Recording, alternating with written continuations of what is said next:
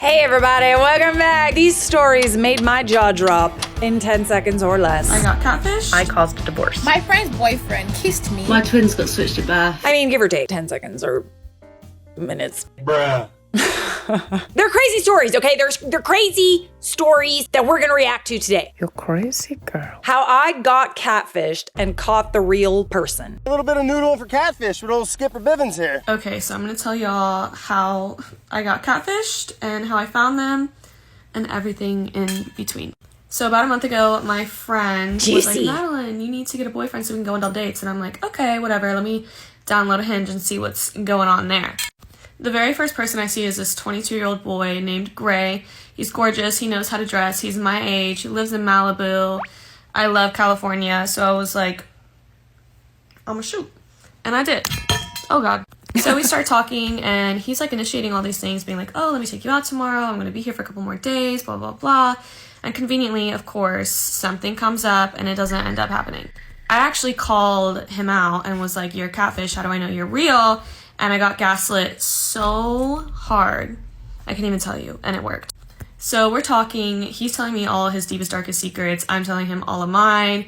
He had said that when he was 16, that his brother, and that he walked in and found him, and that the dad blamed him, and that the dad him, and just all these horrible things that I cannot believe anyone would ever lie about. And on top of all this, we're like Snapchatting. And when I tell you this person went to the fullest extent to lie, they went to the fullest extent. I mean, deep background stories, multiple fake Snapchats account to fake like group chats and stuff. Went to the fullest extent, I could tell you. Anyways, things start getting weird. And I'm just like, all right, I haven't FaceTimed this person. I haven't called this person. We only Snapchat. They're not trying to see me, but they're like trying to pursue me romantically. It's just very weird. So I call them, and of course, conveniently no answer. My mom and I start talking, and I'm like, okay, I need you to send me a text so I can screenshot it and send it to this person so he doesn't think I'm crazy, but he thinks you're crazy. And basically the text is like, Madeline, he needs to send you a picture of his ID or some proof that he's him, or else you need to block him on everything. This person gets mad, blocks me on everything because I'm obviously finding out who they are. Anyways, my mom and I put the phone number that they had given me into Been Verified, which is what they use on Catfish, and it came up as a Nebraska number, not Malibu, okay? And then it says potential owner, and I'm not going to say her name, but it was a girl. It was a girl! Then I went onto the TikTok that he had given me, and like obviously there was no posts or anything, and I find this girl that he's also commenting on her stuff, because he doesn't follow like too many people, so I find her on Instagram, and I'm like, hey babe, pretty sure I got catfished. Have you met this man in person? And she's like, who? And I'm like, Gray Chamberlain. And she goes, never heard of him. Sorry. And I'm like, well, y'all comment to each other on TikTok, so think again. And she's like, oh, Zach Chamberlain. And I'm like, no, not his name, not the name that he gave me. Okay, side note, I think most apps are like updating so that like you have to verify what you look like. If you are gonna be on dating apps, I do not recommend, but if you are gonna be on dating apps, make sure that you not only verify yourself, but you're only swiping right on people who have like verified. The app makes you take a picture of yourself so that it can match your photos to you, you know? Ooh, Okay, part two of how I got catfished and found the person and outed them to their mother. So me and this girl get to talking, and we're just going over everything. We're both like, I just really don't think this person's fake. Like, I don't think they're catfishing us because we're Snapchatting them. I don't know how she faked the Snapchats, but she did. And so basically he had told her, or she had told her, that she was Zach Chamberlain and went to the college right next to hers, and just so many, like, was just equally as weird. So then I go back to Been Verified, and I'm like looking through everything, trying to find these people, and I'm like, okay, this is weird. And I found her Instagram, and it said University of Nebraska alum. So I was like, Oh. That's weird. And then me and the girl are still talking, and we're going back and forth, and we talk about his Visco that he had, which, like, what 22-year-old boy has a Visco and nothing else? Anyways, besides the point, it pulls up in her contacts where it says Zach Chamberlain, but it pulls up her name. Her actual name. Her real Visco, because she didn't have, like, her phone number attached to her Snapchat. You know another really good way to check? WhatsApp. If you put in someone's number on WhatsApp, like unless they've obviously changed it on WhatsApp too, but chances are they haven't. Like unless they're using an entirely separate phone to catfish people. It's another good way that you can verify. If you have an inkling, you put in their phone number in WhatsApp, and then their profile will come up, and even a photo will come up, and their name usually as well. So now I'm putting all the pieces together. And I go back to her Instagram, and literally everything that this man was telling me was on her Instagram. To the point where it was like 3 weeks before, she had told me as Gray that her favorite song was Shut Up My Mom's Calling. And 3 weeks ago on her story, in her highlights, is Shut Up My Mom's Calling. She told me that she had a timeshare in Vail. There's pictures in Vail on her Instagram. She has pictures in Malibu on her Instagram. She said that he drove an Audi. She drives an Audi. Like, there were small nuances that just, it was all adding up. So then I go back to been verified, and I'm like, I'm gonna find this mom. And I did. It took me all of 5 minutes. I found her mom, and I wrote the essay of a lifetime. And I was just like, yo, whoever you are related to this person, she's catfishing me and other people. I told her everything that she did, and I sent several screenshots as proof. And I was like, sorry to drop this little bomb on you, but only a sick person does this, and it's like not okay what she's lying about, for one. Yeah. And it's like, you don't do that. And again, like, I don't think this girl's like a bad person, and I honestly feel kind of bad for like outing her to her whole family, because I can't imagine how that went down. But at the same time, like, you can't do that to people and get away with it. Moral of the story is, if you're gonna catfish someone, don't do it to me, because I will find your entire family and expose you. Why do people do this? Like, you gotta be some kind of sick in the head to do stuff like that. Or you're just really, really bored. Is that like fun for people?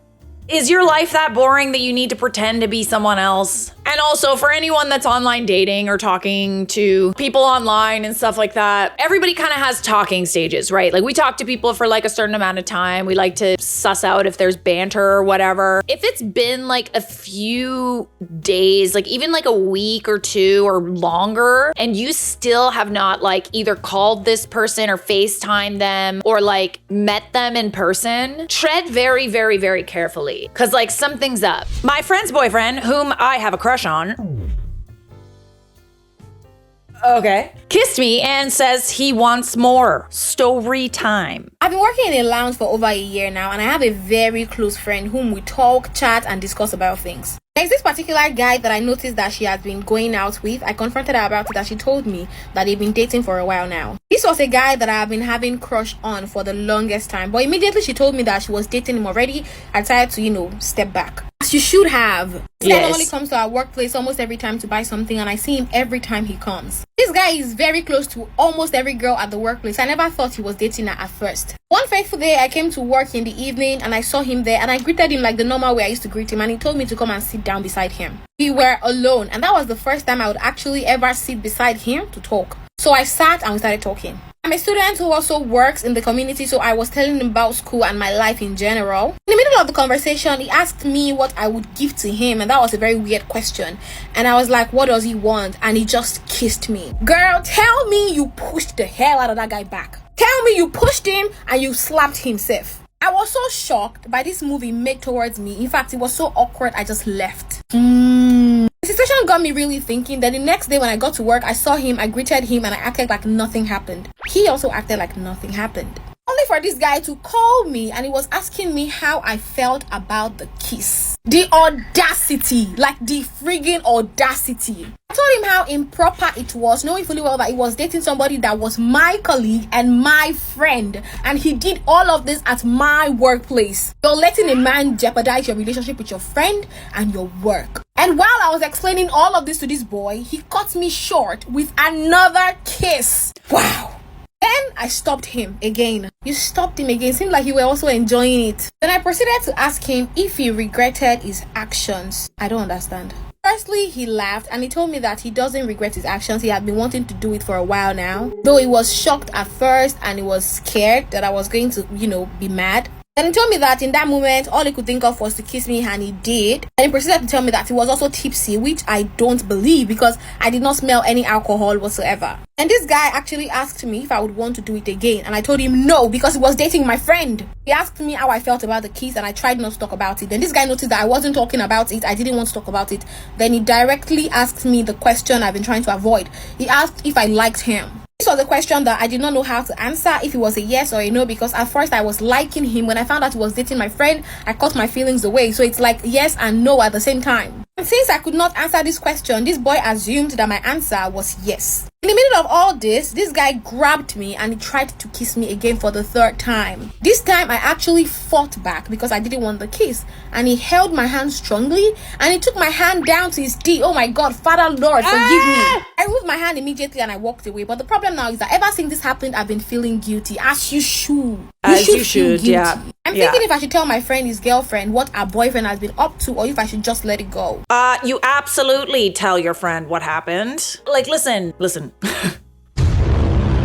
I can understand like not wanting to make things awkward, and like a lot of the times you could tell your friend something like this and they would either not believe you or like gaslight you and make you feel bad, make you the enemy kind of thing, and they end up staying with them anyway. But like I can honestly say that I've been in this position before, and like I immediately told my friend that her boyfriend did something or said something that was like very inappropriate. Like I think he was sending me like really weird DMs, and I was like, I screenshotted them and showed her, and like they're not together anymore, but like she did stay with him for a little while longer than that. And like there's so many ways that like you can justify behavior like this. At the end of the day, if you tell her, your hands are clean, okay? The fact that you're not telling her makes you complicit. What if she finds out he kissed you in public? Like what if someone saw? I don't care if like you just barely know this girl, you're not actually that close of friends. Like the right thing to do would be to tell her, and she can choose to do with that information what she will, but like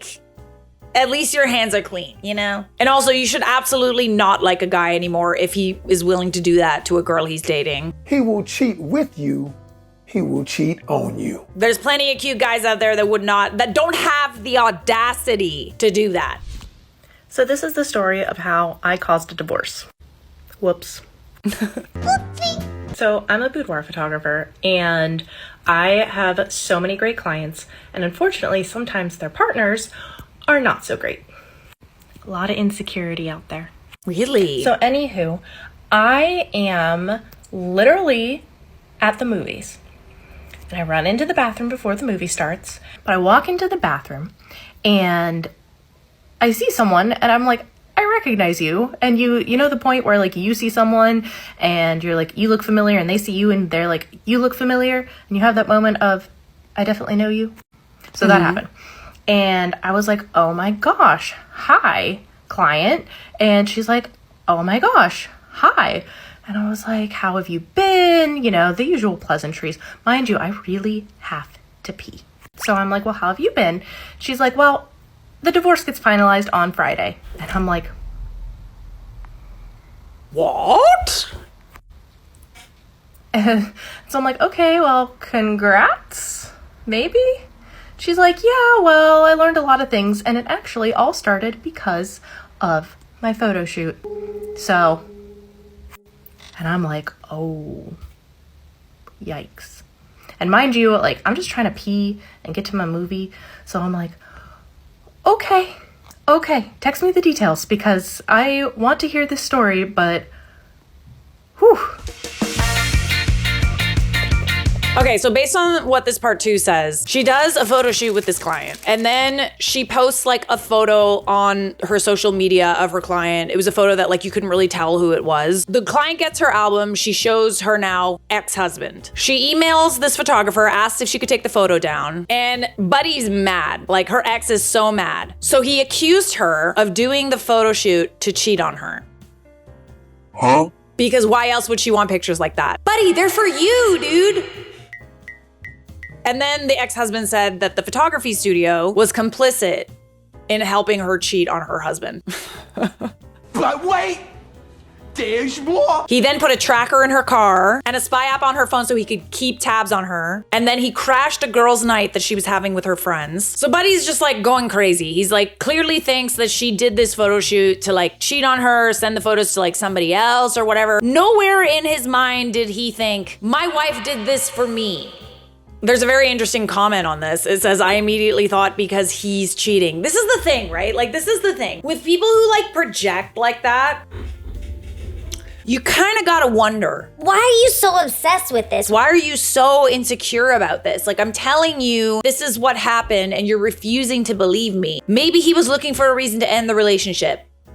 Or maybe he's cheating himself and it's just another way to gaslight. I used to do some boudoir photography back when I used to take photos. It's a super, super fun experience. Like, I really, really enjoyed doing that for people, especially because like, you know, they kind of pretend that like you're the boyfriend. They look at the camera like, you know, it's like you can really bring out like the confidence in people and like they really do it for their partners to like, I don't know, as like a saucy little gift. Never did I think that someone would get mad about a gift like that. Make it make sense. It doesn't make sense.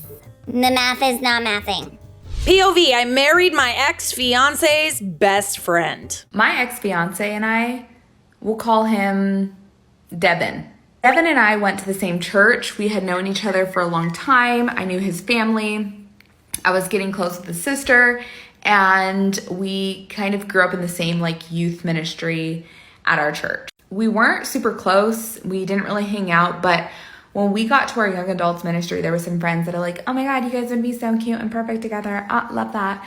And so we were like, oh, okay, like maybe we're both single, sure. Meanwhile, my now husband, we'll call him Casey because that's his name. He was also going to the same church and same like young adults ministry. So he was around. I didn't really know him, but he was there. So Devin and I probably dated, I don't know, I've probably blocked it out, but like for like a year or something, and then we got engaged. I think that was the timeline. I don't know. It wasn't super long. And we got engaged and we were like doing all of the things. Like we were about to get married. So Devin was in university, a Christian university in Phoenix. Well, with this Christian university thing, he started to change like some of his beliefs about women in the church, women, period. I don't know. The conversation changed a lot, which caused us to have a lot of different disagreements. I didn't agree in the same direction that he was going. Anyway, so we just eventually kind of came to like this head where we were hanging out one night, and it had been months of us like kind of like, what are we gonna do? He's like, you need to like believe in this stuff. And I was just like, yeah, I just don't. How's that gonna work? I took it way more seriously than just like you believe differently than me. I was thinking, oh my gosh, what if we have girls? What if we have kids? And then you're like feeding some information to our girls that they are like different or less than men, and I'm just like, no, I'm not here for that. No, that's not really my vibe. So I don't abide by that. Like, I'm sorry, but like that is just like using to be so easily indoctrinated by that kind of thought that like women could be like less than men. We're equal. Like, we're different, but we're equal. And you cannot instill that in your kids, and you can certainly not date someone who thinks that he's better than you. Cause that's weird. My master, my tiny lady brain, needs you to tell me what to do. I took it really seriously. It was definitely less about just like, you don't believe in women in the church. And I was like, if I have daughters, they gonna be a boss. So one night we were talking, and again about this whole like differences and whatever. And I just straight up asked him, I said, I feel like you're willing to like lose me over all of these beliefs. This man, Devin, he looked right in my eyes and said, I am. So with a quickness, I pulled out that ring and I tried to hand it to him. I had to open up his hand and put it in there because he wouldn't open his hand. And I said, if you're willing to lose me over all of these beliefs, then here's the ring back. And the first thing he said to me was, is there someone else I said, who, baby? I've been hanging out with you for freaking every single day of all of my hours in my day with you. Why do people, like, even if it's something as simple as, like, you reject a guy, like, who hits on you on the street. Oh, you got a boyfriend? It's like, no, you just nasty. You just nasty. I don't like you, you smell. I don't need to be interested in somebody else to recognize that, okay? No, there's no one else. So before I broke off the engagement, Casey and I had like a lot of conversations. He was looped in at like the struggles I was having, how torn I felt. And he was just like really encouraging and welcoming, and definitely not like the vibes were not there in like a romantic way, but he was very aware of the situation. Casey and I were still serving in youth together. So when I say I literally went from being an engaged woman in a house that I had gotten for us to live in to the next day single, he and I didn't speak for like 4 months. We went from literally being together, engaged, about to be married, to not speaking for 4 months straight. Well, it doesn't surprise me though, because like, how could you honestly spend the rest of your life with someone who firmly in their beliefs does not consider you an equal? And let me guess, good old boy Casey swooped in, made you feel validated, and I'm guessing that Casey and whoever this guy is aren't friends anymore. I don't even need to watch the other parts. I know what happened. I've seen this before. And thank goodness it did. My twins got switched at birth, and this is the story time behind it. Yeah, no, they are still my children. So, when you're pregnant with twins, they label your twins twin A and twin B. And in my belly, this was twin A, and this was twin B. Okay, twin A was the smaller twin. She was closest to the exit, and we were told twin A was going to be coming out first, regardless. So, when they were in our belly, we decided to name them once we picked their names. So, twin A was Delilah, and twin B was Azayla. So I went for a natural birth, but it didn't go to plan, and I had to have an emergency C-section. And when they pulled the babies out, they just flashed me a quick little look at them over the screen, and then Delilah was swept off to NICU. So I was given Azayla, and through the whole pregnancy, Azayla was my bigger baby. So I was given her, and I thought, oh my God, she's tiny. Like, how small is Delilah going to be? Delilah's going to be half the size of her. When they wheeled Delilah in my room 6 hours later, she was humongous. I saw her and I thought, is that my baby? Are you sure that's my baby? She is huge. And I was expecting Delilah to be this dinky little baby, because like I said, so in my belly, my smaller baby was called Delilah. My consultant came in, who's like the twin specialist, and you know, he said his congratulations and stuff, and he said, I actually have something to tell you. They pulled the wrong baby out first. So the wrong baby came out first, and because I just said the first baby out is Delilah, the second baby out is Azayla, they just pulled whatever one they wanted to out and called her Delilah. But I mean, me and my partner both said, like, we looked at them and we were like, we're not going to swap them back, because she is an Azayla through and through, and she is a Delilah. Like, you look at them and they just look like their names. And I think even if they'd come out the right way round, I probably would have switched them.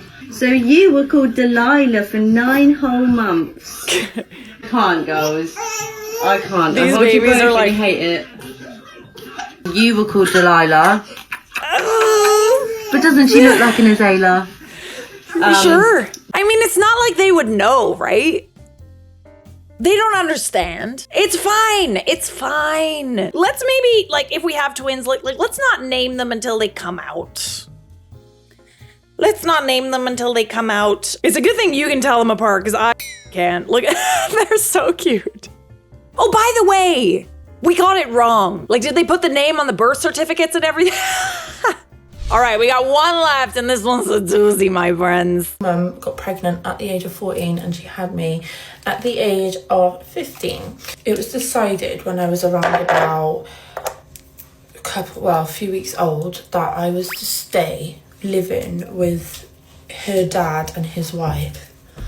I don't know what the plan was in the future, but at that point I was to stay with them. Great, love that for me, love that for them.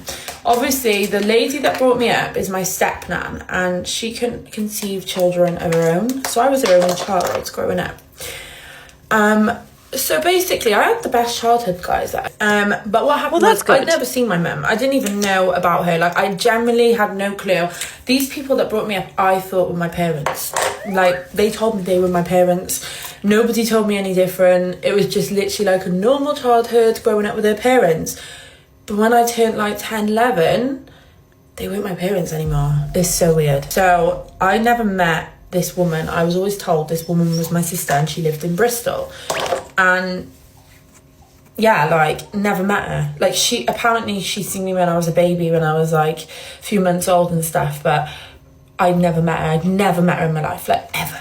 Until still to this day, I don't know why it was such a secret that I wasn't allowed to know that she was my real mum and they were my grandparents. So this woman's at the school gates telling a 9.5-year-old, me, okay, she's this big lady, never seen her before, dark hair, like, hi Megan, and I'm like, hi, who are you? And she's like, it doesn't matter who I am, I just want to let you know the people that you're living with are not your real parents, they're your grandparents. So this one day I was playing in my mum's bedroom, my mum as in that brought me up, and I was playing with like my Barbie dolls and stuff, and then I got onto like playing this weird game. I don't know, I used to play this game about police officers and like all this like detective stuff. So I was like in my mum's bedroom, my nan's stepmom, and who I called mum. It's very confusing. And I was like going through her drawers and stuff, and I came across this photo album that I'd never seen before, and I opened up the photo album, and at the back of the photo album there was a picture. There was a picture of my sister holding me as a baby, a newborn baby, in a hospital gown, and on the back it said my name and my sister's name. Straight away I was like, oh my god, she's my mum. She is my real mum. For about a year, I kept it in my little brain for a year, and I remember I was writing on like pieces of paper, like in my diary, like, I know that these people ain't my parents, but I need to work out how, like, who they are and stuff. And it was so strange, and I couldn't pluck up the courage to ask these people, like, is this woman my mum? Because I think it was more like I didn't want to upset them.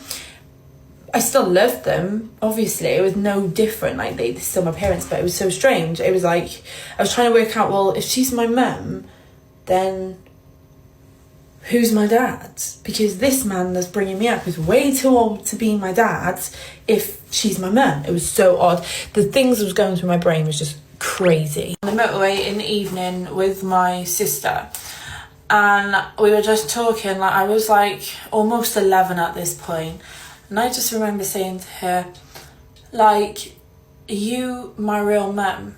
And before she could answer, she just started crying, and then she said yes. The exact reason why parents don't like disclose these types of things is because, you know, as a child, that's like a lot to process, obviously. That is a lot to process, to find out like your whole life. It's not like a lie. I mean, it is kind of a lie, but you're also like withholding information because you're afraid about how it might affect your child. Is it a lie? I mean, the lie detector determined that was a lie. I mean, sort of, but I get why it's done. Look what happens. You find out and your whole world comes crashing down. Like, I would totally understand why a parent would do this. I have a feeling that they probably would have told you when you got a little bit older.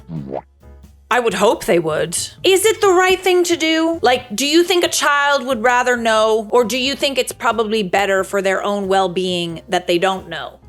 Curious what you think. But in the meantime, those are some stories that made my jaw drop in 10 seconds or less. Subscribe!